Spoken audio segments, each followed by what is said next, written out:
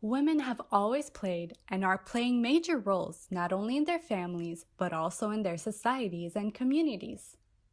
Islam has given women rights and privileges which had never been enjoyed under other religious or constitutional systems before Islam. Islam has always honored women and given her permission to keep her family name after marriage, to perform Hajj, to inherit, to take up employment, and to run her own business. Women in the early days of Islam had a great part in all spheres of life, and they contributed to various fields such as business, education, hadith narration, charity, nursing, and social work. Rufaida Al-Aslamiyah was recognized for her work in medical and social circles in the earliest days of Islam, and she was the first female Muslim nurse. She was among the first people in Medina to accept Islam. She contributed with the other Ansar women to welcome Prophet Muhammad, peace be upon him, on his arrival in Medina. Rufaida Al-Aslamiyah is a role model for many women, empathetic nurse, and a good organizer. With her clinical skills, she trained other women to be nurses and to work in the area of healthcare. She also worked as a social worker, helping to solve social problems associated with the disease. Rufaida al-Aslamiyah's father, Sa'd al-Aslami, was a physician and mentor. Rufaida initially obtained clinical experience from her father. Devoting herself to nursing and taking care of sick people, Rufaida became an expert healer. Although not given responsibilities held solely by men, such as surgeries and amputations, she practiced her skills in field hospitals in her tent during many battles. Prophet Muhammad, peace be upon him, used to order that casualties be carried to her tent so that she can treat them with her medical expertise. She provided care for the injured soldiers during battle. She also provided shelter from the wind and heat of the harsh desert for the dying. When Sa'd ibn Mu'adh was injured in the Battle of Khandaq, Prophet Muhammad, peace be upon him, ordered that he be placed and treated in her tent. Rufaida implemented her clinical skills and medical experience into developing the first ever documented mobile care units that were able to meet the medical needs of her community. Mostly, her work was in hygiene and stabilizing patients prior to further and more invasive medical procedures. Rufaida was interested in disease and its cause among ordinary people.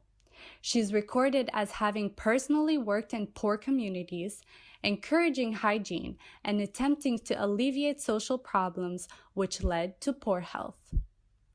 Rufaida had trained a group of women companions as nurses.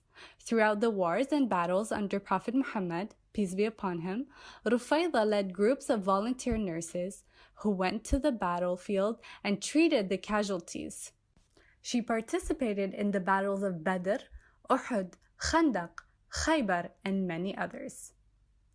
When the Muslim army was getting ready to go to the Battle of Khaibar, Rufaida and a group of volunteer nurses went to the Prophet Muhammad, peace be upon him, and asked him for permission to go with the army to the battle to treat the injured and help in any way that they could. Prophet Muhammad, peace be upon him, gave them permission to go with them. The nurse volunteers did such a good job that Prophet Muhammad, peace be upon him, assigned a share of the spoils of war to Rufaida. Her share was equivalent to that of the soldiers who had actually fought. This was in recognition of her medical and nursing work. During times of peace, Rufaida continued her involvement with humanitarian efforts by providing assistance to Muslims who were in need. She helped children in need and took care of orphans, the handicapped, and the poor. She was praised for spending her life taking care of the sick and dying, and providing the people of her city with health education. She's described as having been patient, kind, devoted, and committed. Stories about her work were passed on through the generations as told history. However, she has been rediscovered as the founder of nursing in the Muslim world, and several scholarly articles were written about her. One of the articles concluded that Rufaida devoted her life to the development and improvement of nursing. She succeeded in laying new rules and traditions as the basis of better nursing. In Pakistan, a building at the famous College of Nursing and Midwifery, the Aga Khan University, was named after her. An annual Rufaida Al-Aslamia Prize in Nursing is awarded at the University of Bahrain. Each year, the Royal College of Surgeons in Ireland at the University of Bahrain awards one student the coveted and prestigious Rufaida Al-Aslamia Prize in Nursing.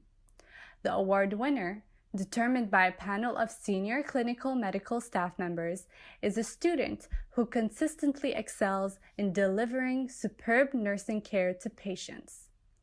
Rufaida Al-Aslamiyah introduced nursing to the Muslim world 1,200 years before Florence Nightingale, who is known as the founder of modern nursing.